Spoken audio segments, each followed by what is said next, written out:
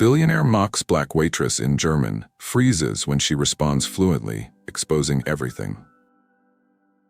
The Gilded Sanctuary was a place where power never needed to raise its voice. Beneath chandeliers the size of small cars, the city's wealthiest spoke in tones so soft they could be mistaken for whispers. Each table was its own island, guarded by the low clink of fine cutlery, the muted pop of champagne corks, and the occasional dry laugh from someone who signed contracts with more zeros than most people would see in a lifetime. The room had its own rhythm, glasses lifted at just the right moment. Waiters moved in perfect formation, their steps muffled by thick burgundy carpets that had absorbed decades of secrets. Conversations didn't simply happen here. They were exchanged like currency. From the edge of the floor, every detail mattered. The tilt of a chin when a guest wanted to order, the shift of a chair leg that meant someone was about to leave. Anticipation was the real service. A glass of water appeared before thirst was felt. A coat was waiting before the cold outside could be remembered. Among the staff, invisibility was both armor and a rule. Speak when spoken to. Keep your voice even, your eyes focused, your posture respectful but never casual. And if someone stared a little too long, or addressed you with the syrupy sweetheart reserved for people they didn't take seriously, you smiled, acknowledged, and moved on. Some interactions stayed with you longer than they should. A guest asking, in that half-curious, half-condescending way where perfect English was learned. Another raising a brow when you pronounced panzanella with the correct accent, as though such precision couldn't possibly come from you. The trick was to never give them more than a polite smile. Languages, though, were another matter. A second world you could carry in your head without anyone knowing. German had been that world since childhood, not learned from a phrasebook, but in kitchens filled with the scent of strong coffee and evenings spent listening to poetry read in a voice warm and steady. It wasn't just vocabulary, it was a part of a life that had ended suddenly, replaced by a quieter existence. Tonight, the reservation list was as heavy as ever. One of the regulars had ordered the 2005 Petrus, the kind of wine most would see only on a magazine page. The bottle waited in the cellar, its value roughly equal to several months of someone's rent. In the dining room, familiar faces claimed their preferred corners. The woman who always ordered Dover sole on Thursdays. The gentleman who read the Financial Times while waiting for his dessert. Every table seemed to know its part in the unspoken script. She adjusted a table setting, aligning the cutlery so the silver caught the chandelier's glow just right. At another table, a hand reached for the breadbasket, and she moved in instinctively to replenish it before the request could form. The evening seemed set to follow its usual path, refined, predictable, uneventful. Then the door turned. The revolving glass brought in more than just a rush of outside air. Conversations slowed a fraction. Eyes lifted briefly, assessing, then returned to their meals. But the undercurrent in the room shifted, the way a still lake changes when a boat cuts across its surface far from shore. A man entered, tall, broad-shouldered, the kind of presence that didn't need an introduction. His companion was younger, quicker to smile, but careful to stay half a step behind. The host straightened almost imperceptibly, his tone smoother, deeper, as he greeted them. The two men moved toward the VIP section, and she was already stepping forward with water in hand, her face neutral. The mask worn by anyone who'd learned that in this place, emotion rarely saved you. Discipline did. She didn't know, not yet, that this was the man whose voice had once been the shadow at the end of a phone call, the reason a chapter of her life had slammed shut. She didn't know that in a matter of minutes, he would speak in the language she'd kept quietly tucked away, and that she would use that very language to turn the night and the room on its head. Before we continue, if you're watching this right now, make sure you hit subscribe to Echoes of Hope Stories HQ so you never miss powerful real-life stories like this. And let me know in the comments what country you're watching from. I'd love to see how far our stories travel. The host gestured toward a table in the far corner, one of the power islands. She followed, water bottle balanced against her palm, her steps as steady as if she were walking a tightrope. The tablecloth gleamed white under the soft lights. She placed the bottle down gently, the same way she'd done hundreds of times before. And yet, something in the air told her that tonight would be different. Very different. Long before the restaurant's white tablecloths and crystal stemware became her stage, life had revolved around a different kind of table. One cluttered with lab notes, coffee mugs, and glass beakers catching the light from a small kitchen window. Her father, Dr. Eric Schmidt, worked there late into the night, speaking about chemical bonds and filtration membranes with the same warmth other parents used for bedtime stories. He wasn't just building a product, he was building a promise. His water filtration system was unlike anything on the market. Durable, inexpensive, and able to transform contaminated water into safe drinking water within minutes. It could work in rural villages, disaster zones, or crowded cities where clean water was a luxury. The technology wasn't theoretical. Pilot models had already been tested, and the results were staggering. Hospitals reporting fewer waterborne illnesses, schools seeing higher attendance rates, entire communities spared the constant fight against disease.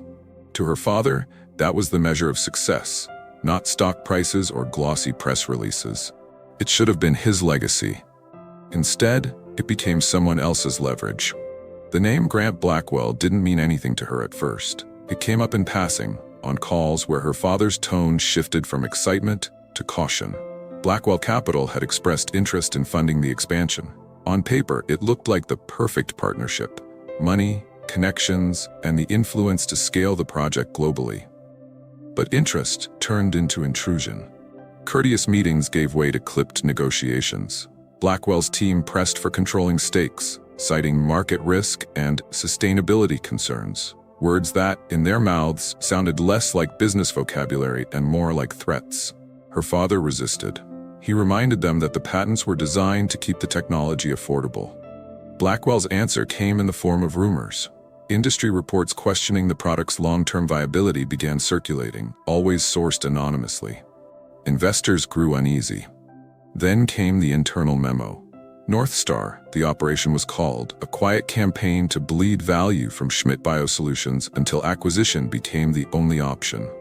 Every leak, every skeptical analyst report, every planted question in a conference Q&A chipped away at the company's standing. When the deal was finally signed, her father was a shadow of the man who once stayed up all night explaining water molecules like poetry. A week later, he suffered a stroke. Half his face would never move again. She had been in Germany at the time, pursuing her doctoral research. The call came in the middle of the day, her father's voice uneven and weak. She packed within hours, leaving behind her program, her apartment, her plans. By the time she reached his bedside, the machines were steady, but his words were fragmented. Still, when she took his hand, he gripped her so tightly, the nurse thought it unwise. It was in that hospital room she made an unspoken vow, not of revenge, but of refusal. She would never forget the name North Star. She would never let the man behind it exist to her as just a name on paper. Now, years later, the vow sat dormant, buried under the rhythm of double shifts, the weight of rent, and the price of long-term care. In the restaurant, survival meant efficiency and invisibility. The uniform pressed, the smile timed, the voice even. Her world had shrunk to the size of a dining room floor. Tonight felt no different. Until she saw the man from the door crossing the room with the host trailing at his side. He carried himself the way only someone convinced of his own untouchable position could, as though the air cleared a path for him. The younger man beside him listened more than he spoke, laughing at the right beats, nodding when addressed. The host led them toward the corner table, her section. She reached for a bottle of sparkling water, hand steady, face unchanged. To anyone watching, she was just another server moving to greet a guest. But the moment her eyes met his, something in her memory stirred. Faint at first, like a name half heard in a crowd. She didn't know yet why his presence scraped at the edges of her thoughts. She didn't know, not yet, that the man unfolding his napkin at her table was the architect of North Star. The man who had dismantled her father's life's work piece by piece and left her family with the wreckage. Grant Blackwell settled into the corner table like a man claiming territory.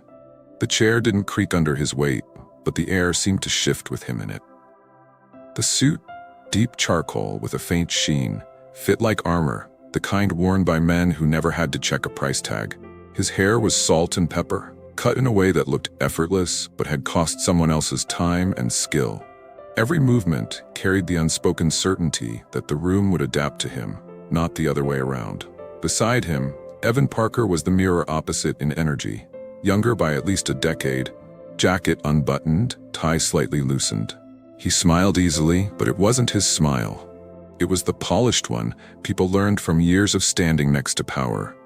He spoke less, nodded more, the way you do when your role is to amplify someone else's presence. She approached with the bottle of sparkling water, posture steady, tone warm without crossing into familiarity. San Pellegrino? She offered. Evan glanced up briefly. 2 bottles. Grant didn't acknowledge her. He kept speaking to Evan, describing a corporate acquisition like it was the day's weather report. Clinical, stripped of empathy. Cut 40% of the staff, keep the patents, offload the rest in 3 weeks. 50% margin. The menus stayed closed on the table. When she returned with them, Evan took one without looking, already reciting an order as if it had been rehearsed. Oysters Rockefeller, steak tartare, 2 bone-in ribeyes, medium rare, and he glanced at Grant, who gave a slight nod. A 2005 Petrus, no tasting necessary. She noted the order without a flicker, though she knew the Petrus alone could cover a month of her father's care facility. It was only when she placed the menus back on the table that she caught it. The shift in sound. Grant's voice lowering, the consonants rounding in that familiar cadence. German. Her expression didn't change. Years of service work had taught her the discipline of the neutral mask. She set down the water, filled their glasses, and stepped back as though she understood nothing beyond the transaction. They spoke in the relaxed tone of people who assumed privacy. Grant's German was smooth but carried the confidence of someone who used the language for advantage, not affection. Evan's was competent but less fluid, occasionally leaning on English words before finding the right translation. The content wasn't clear enough yet to sting. She caught fragments about market positioning and quiet deals, the kind of conversation that filled this room on any given night. But there was an edge, the way Grant's eyes flicked toward her once, not to see her, but to confirm she wasn't part of the real exchange. She poured the wine without being asked, holding the bottle so the label faced him, tilting it slowly until the deep red swirled into the decanter. The liquid caught the light, a thin thread of ruby. Her hands were steady, her breathing even. Grant switched between languages mid-sentence, the way bilingual speakers sometimes did when they were sure the other people in earshot wouldn't notice. To them, German was a locked door. They didn't know she carried the key in her pocket. She left the table without rush, heading toward the kitchen, but her ears stayed tuned to the pitch of their voices. It wasn't just curiosity, it was instinct.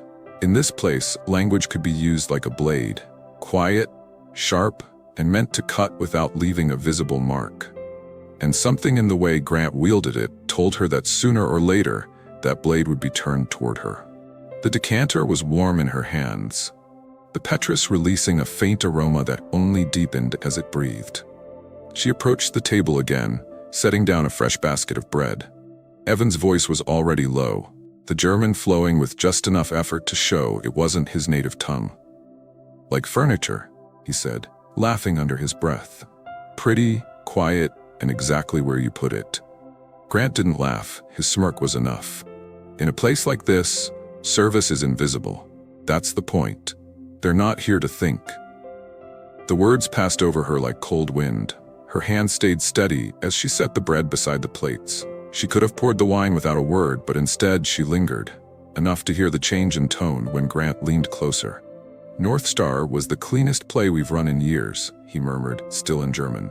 Old man believed every line we fed him, didn't see the floor disappearing under him until it was gone. Evan gave that quick, obedient laugh again, like an applause cue.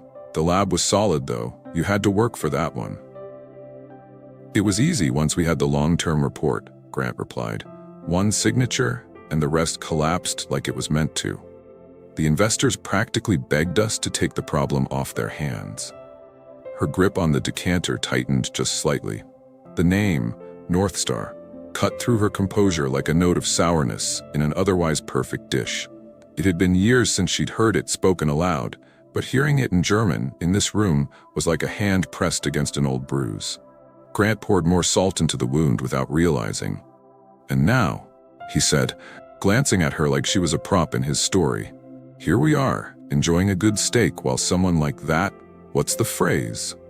Works for tip money to keep the lights on." Evan's eyes darted toward her for just a second, a look that said he was testing the risk. She gave him nothing.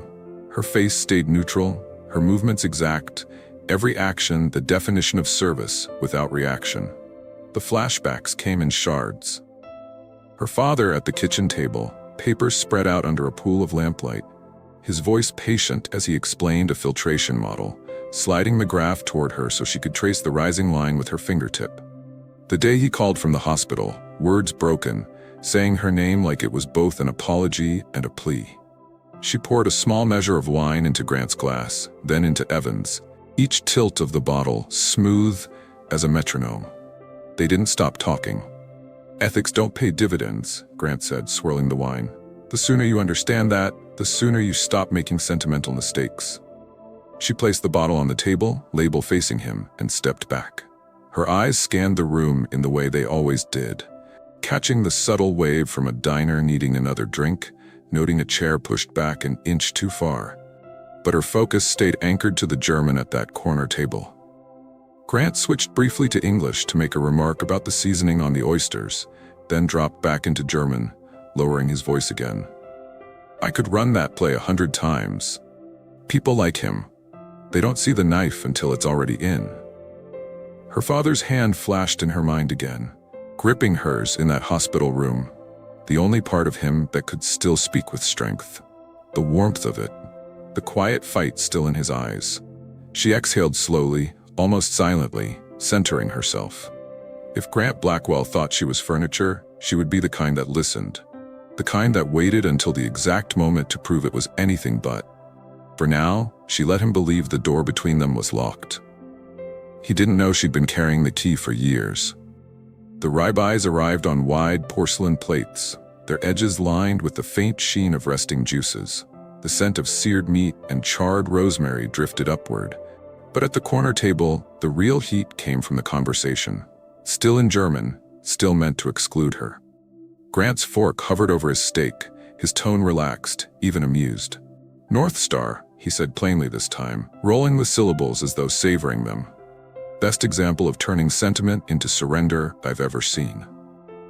The name landed in her chest like a blow. It wasn't just a project title, it was the theft of her father's life's work reduced to a clever business story. Evan chuckled, cutting into his ribeye. "That old man, what was it he used to say? Scientific ethics? As if ethics pays for the building lights." Grant smirked. "Exactly. People like that cling to ideals because they can't win the real game. We simply gave him a choice. Drown with his principles or grab the rope we dangled." He grabbed it. He took a slow sip of wine, eyes glancing briefly toward her before sliding away. And now, someone who could have been sitting in a boardroom is here, carrying plates. Her hands stayed loose at her sides, but inside, the tight coil wound higher. She had spent years perfecting that mask. The one that absorbed condescension, the one that let a comment pass without a ripple on the surface. But Grant had stepped into a space no one in this dining room had dared before. He had spoken about her father, not the man's work, not the technology, but his character, in the same breath as dismissing her existence.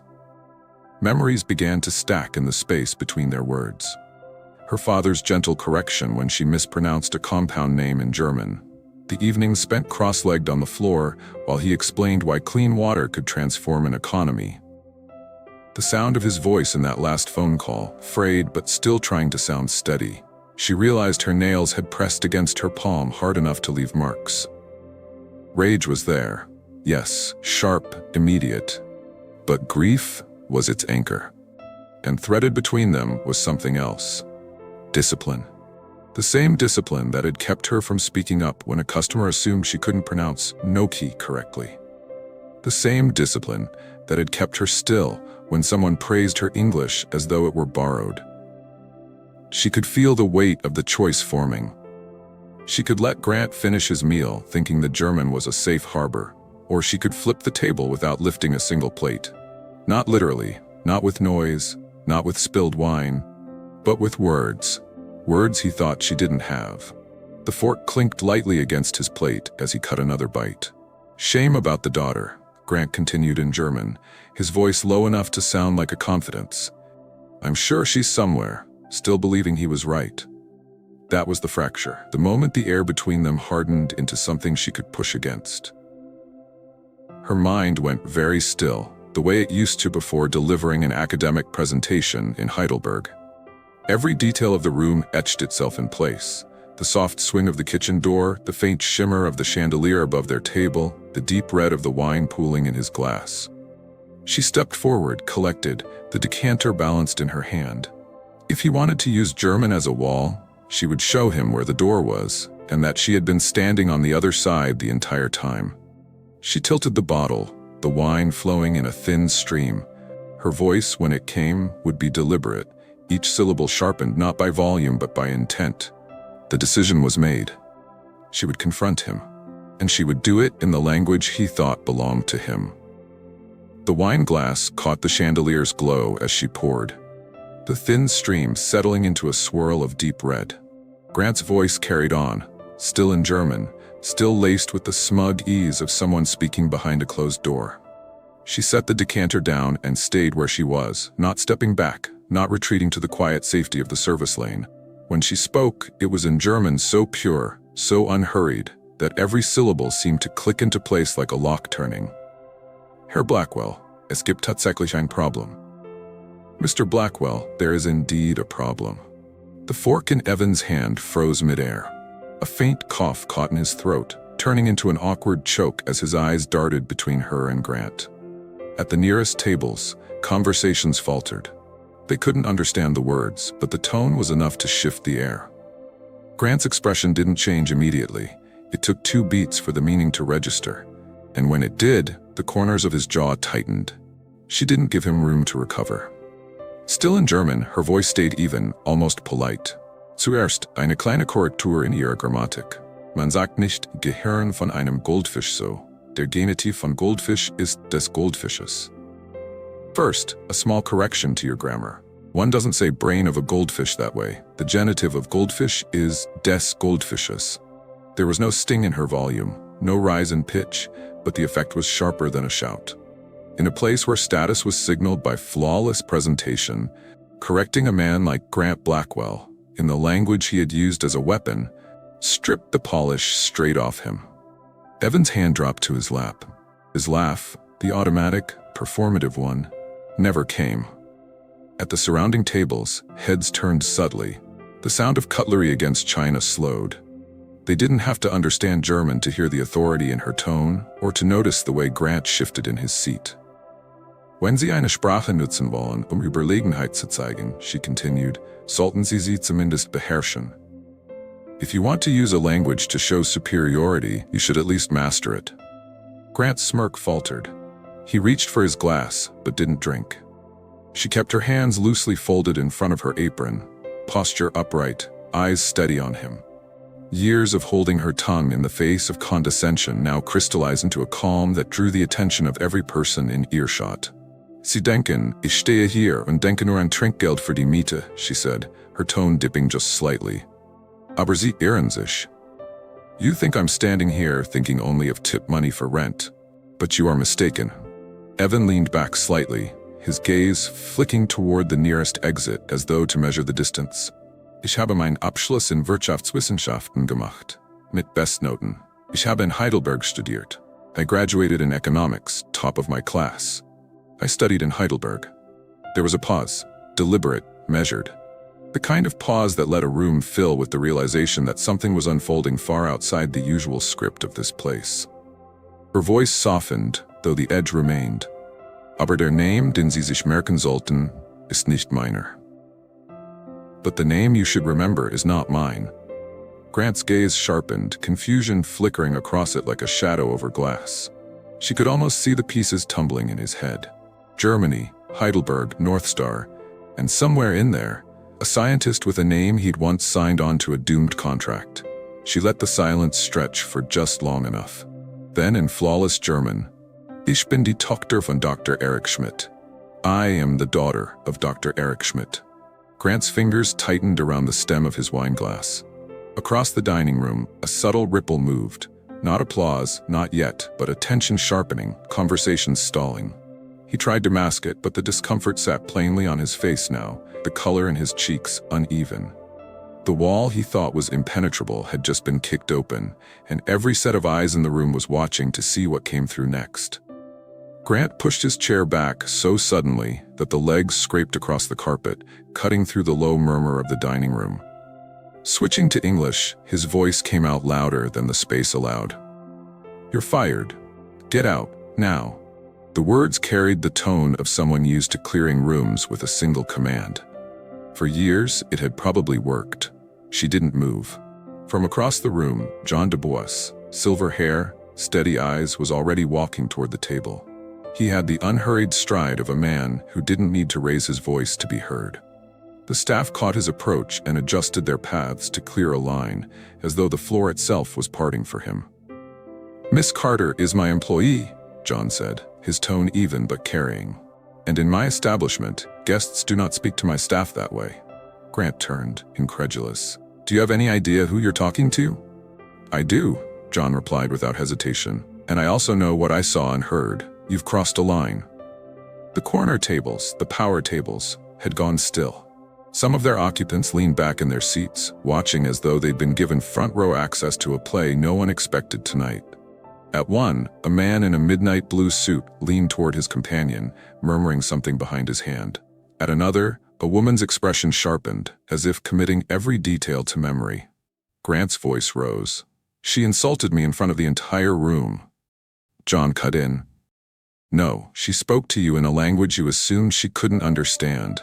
And the only insult in this room came from your side of the table." It was the kind of public stand most employees in her position never received. In a city where high-dollar patrons often dictated the rules, siding with staff meant risking more than a bad review. But John's gaze didn't waver. Evans shifted uncomfortably, his earlier confidence draining away.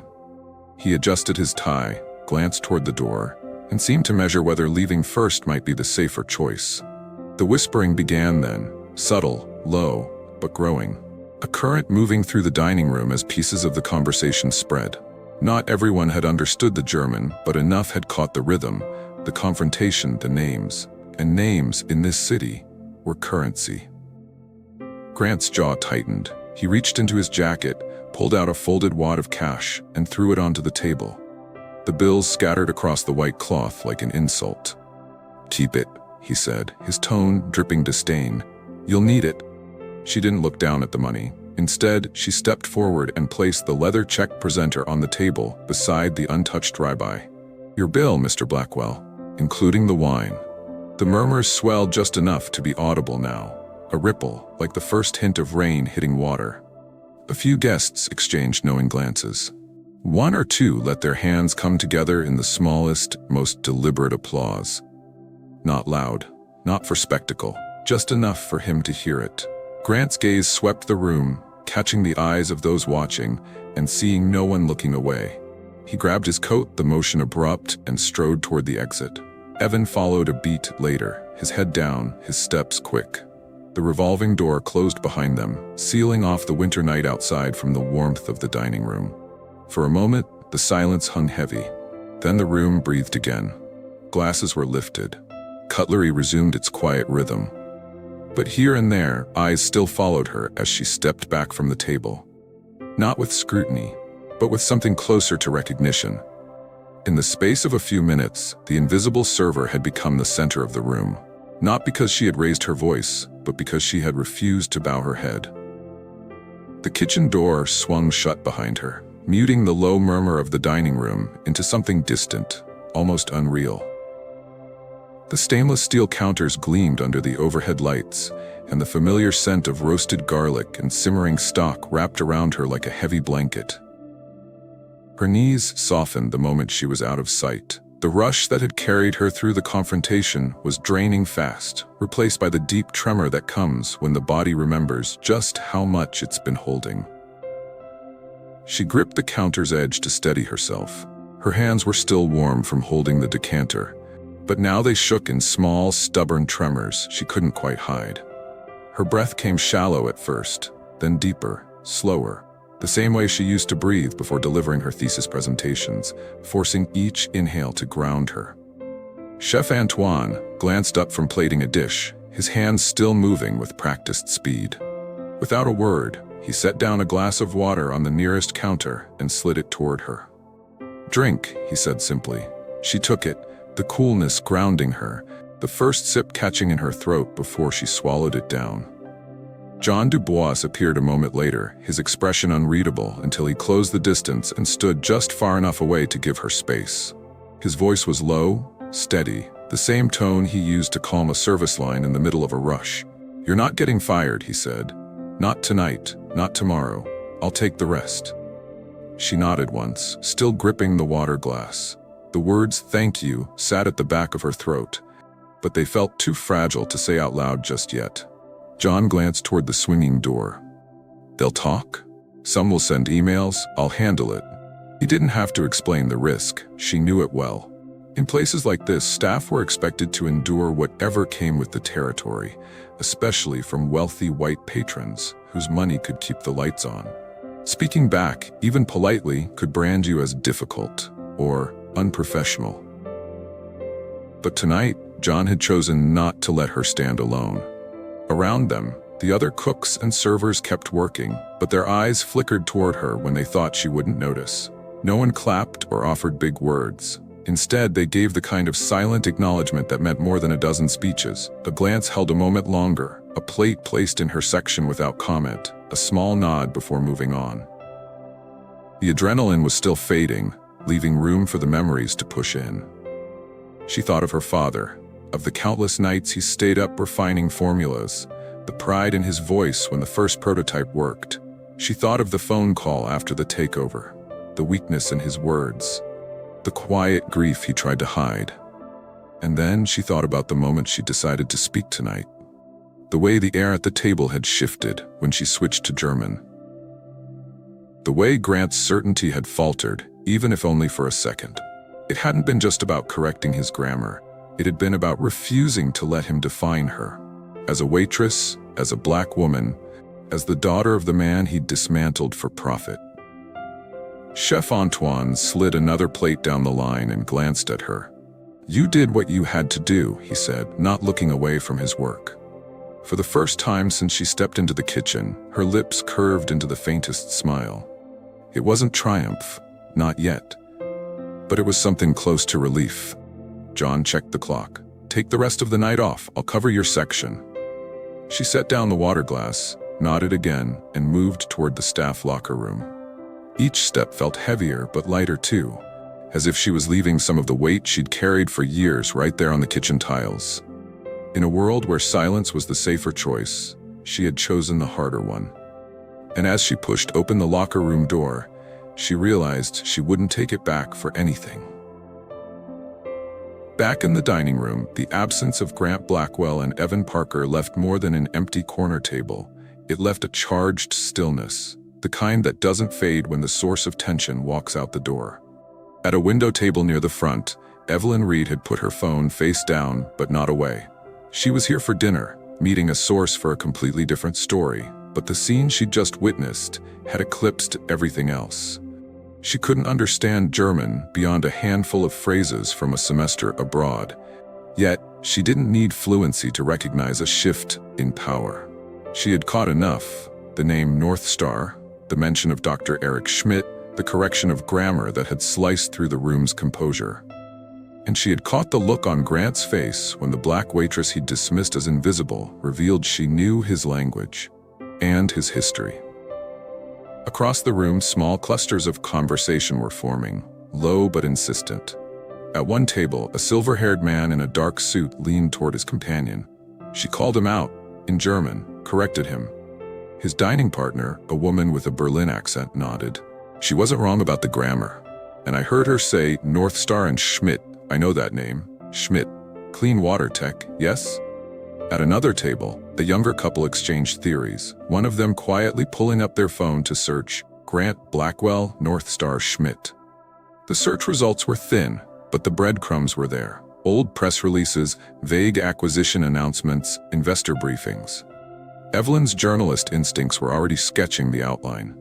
A billionaire investor, a defunct water technology company, a public confrontation in one of the city's most exclusive dining rooms.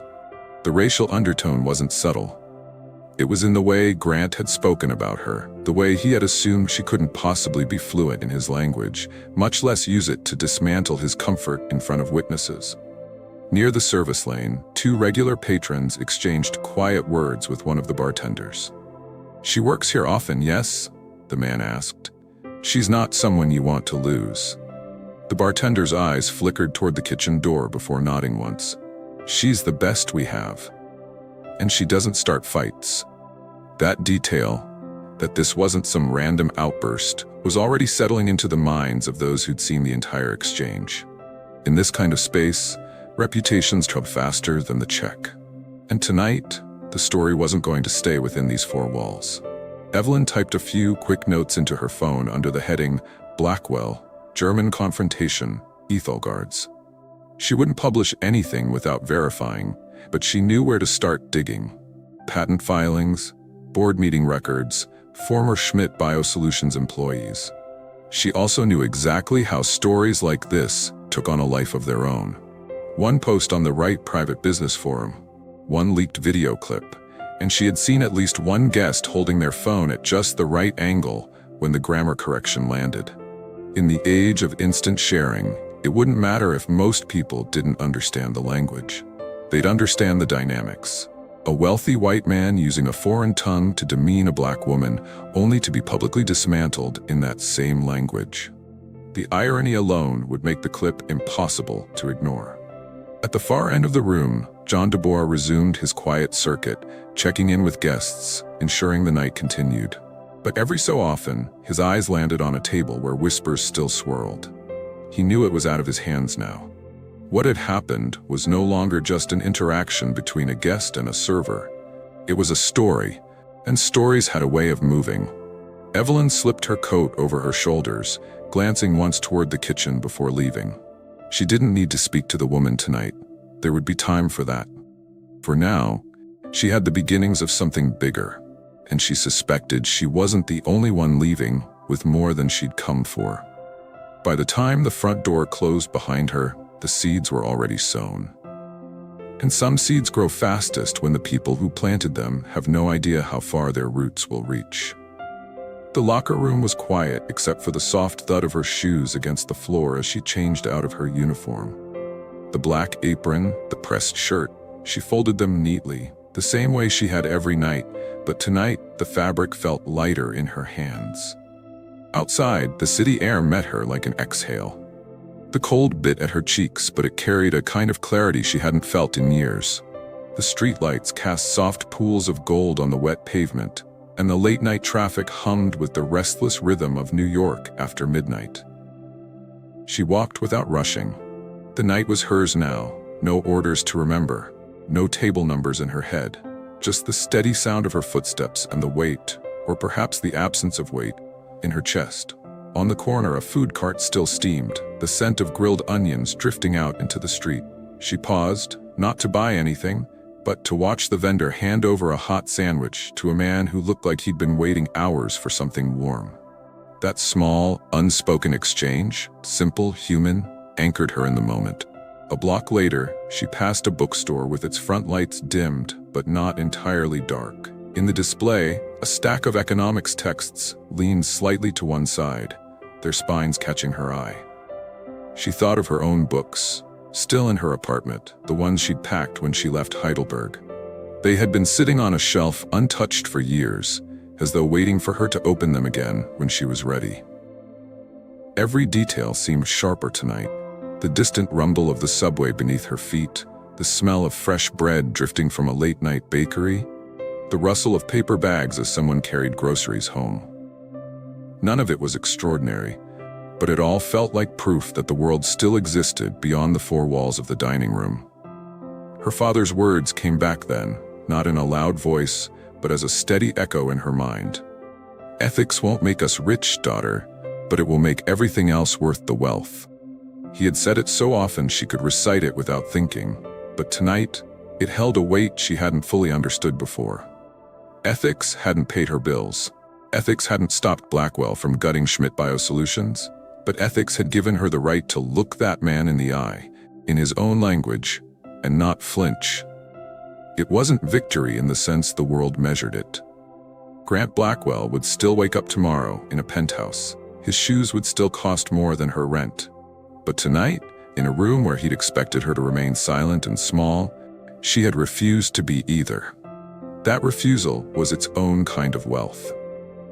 She reached her subway stop, the stairs slick from an earlier rain. The metal railing was cold under her fingers as she descended, the distant screech of an incoming train echoing through the tunnel. On the platform, she stood back from the edge, letting the rush of wind from the arriving train pull at her coat. Inside the car, she found a seat by the window. The reflection staring back at her was the same face she'd seen every night after work, tired eyes, hair pulled back, but there was something different in the set of her jaw. As the train jolted forward, the lights of the city blurred into streaks of gold and red outside. She thought of her father again, not in the hospital bed but in the kitchen, explaining catalytic reactions by dipping a spoon into sugar water, smiling when she guessed the outcome before he finished. She didn't know what tomorrow would bring, whether the whispers from the dining room would fade or grow into something larger. But tonight, she carried herself home knowing that, at least once, she had met arrogance head-on and left it flinching. And that was enough. By the next evening, the hum of the dining room had returned, but not entirely. Beneath the clink of glasses and the murmur of orders, there was something else in the air. A watchfulness. It started with glances. Regular patrons meeting her eyes a second longer than usual. A quiet nod from a man at the bar who never spoke to staff unless ordering. A woman in a navy dress slipping a folded napkin into her check presenter, the corner marked with a short note. "I was there. You were right to speak." In the back hallway near the staff lockers, one of the junior servers paused on her way out. "I heard what you said to him," she murmured, her voice low enough not to carry. "Thank you. Some of us, we notice more than you think." Then she was gone, the locker room door swinging shut behind her. By mid-shift, the whispers had grown legs. A bartender mentioned overhearing guests talk about the German thing and the North Star story. Someone else said a journalist had been in the room that night and was already making calls. No one could confirm it, but in this city, that was how these things started. Half-true details passed from table to table until the right person decided to pull the thread. After closing, she checked her phone before heading to the subway. A message blinked from an old classmate in Heidelberg. "Saw something online about a waitress confronting a billionaire in German. Was that you?" She didn't answer. Not yet. Walking home, the rhythm of the city felt different. Not lighter exactly, but charged, like the air before a summer storm. The night's quiet solidarity was still in her bones, a different kind of currency than tips or promotions. But beneath that was another truth, one she couldn't ignore. She had been in this job long enough to know it would never be safe ground. Not for someone like her. Not when the unspoken rule was still that the customer's comfort outweighed the dignity of the person serving them. The thought of leaving had come before, but it had always been tangled with the need for stability, for the steady paycheck that paid her father's care bills. Now, though, something had shifted. The confrontation had cracked open a door she hadn't realized was there. She thought of the languages she spoke, the degree she'd earned, the research she'd once been consumed by. None of that had disappeared. It had only been buried under survival. In her apartment later that night, she set her phone on the table and sat down with a notebook. It wasn't a plan, not yet. Just words, ideas, the first outlines of something bigger. Maybe it was returning to academia. Maybe consulting for NGOs on clean water initiatives. Whatever it was, it wouldn't involve bowing her head in silence while someone like Grant Blackwell used a room as his private stage. Before bed, she checked her messages one last time. Another note had come in, this one from a number she didn't recognize. "Saw what you did. If you ever want to talk about a project involving water tech, call me." She didn't delete it. Lying in the dark, she listened to the faint hum of traffic outside, the sound of the city carrying on as it always did. But somewhere in that noise was the echo of a voice, her own, speaking in a language meant to exclude her, turning it into a weapon that couldn't be ignored. Whatever came next, she knew this. Silence would no longer be her survival strategy. In the days that followed, she found herself thinking about language in a way she hadn't since her university years. How it could be a tool, a shelter, a bridge. She had seen it used as a weapon to keep her outside the circle, to make her small enough to overlook. And yet, in the space of a single evening, she had turned it back on the man who wielded it, using the same syllables to make him feel the edge he'd once reserved for others. German had been her father's gift, given not with lessons or flashcards, but with laughter over kitchen tables, with recited poems, with long conversations that wound deep into the night. He'd taught her that fluency wasn't just knowing the words, it was understanding when they mattered most. That night in the restaurant, it had mattered. Not to humiliate for sport, but to hold a mirror up to someone who had relied on arrogance as armor. She had spoken not just for herself, but for her father, for the communities his work was meant to serve. For every moment she had been made to feel invisible in a room that demanded she serve it flawlessly. Standing up hadn't made her richer. It hadn't erased the power Grant Blackwell held in his bank accounts or his business circles.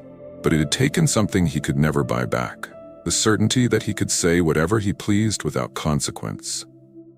She knew people would call it reckless. Some would say she should have stayed silent, kept the job safe, let the man walk out with his ego untouched. But there are moments when silence is the greater risk. When what you lose by holding your tongue is far heavier than what you stand to lose by speaking. Her father's words returned again, the ones that had outlived every disappointment. Ethics won't make us rich, daughter, but it will make everything else worth the wealth. She thought about the whispers that had spread after that night, the quiet messages from strangers, the unspoken nods from other staff. Those moments of solidarity were more than kindness. They were proof that even the smallest acts of resistance could shift something in the room. Language had been the bridge between her father's world and hers. It had been the wall Grant tried to hide behind. And in the end, it had been the blade she used to cut through the lie that she was invisible. She didn't know what would come next, whether she'd stay in the restaurant long enough to see the fallout land, or whether she'd step fully into the next chapter she'd begun sketching out in her notebook. But she did know this. The next time she walked into a room, she wouldn't do it wondering if she had the right to speak. She would know she did. The city outside her window pulsed with its usual noise, car horns, voices, the rush of trains beneath the streets. But to her, it sounded like possibility. And somewhere in the mix, she could still hear the rhythm of her own words that night, steady and unshaken. She had spoken in the language of the man who underestimated her. And in doing so, she'd spoken for every moment someone had been looked at and silently measured as less. Have you ever witnessed someone underestimated because of how they look? Share your story in the comments. And if you believe dignity should never depend on skin color, subscribe to Echoes of Hope Stories HQ. Because the truth is, language is more than words. It's voice, it's courage, and sometimes it's the one bridge strong enough to carry you over a lifetime of being told to stay in your place. And when you cross it, you're not just standing up for yourself.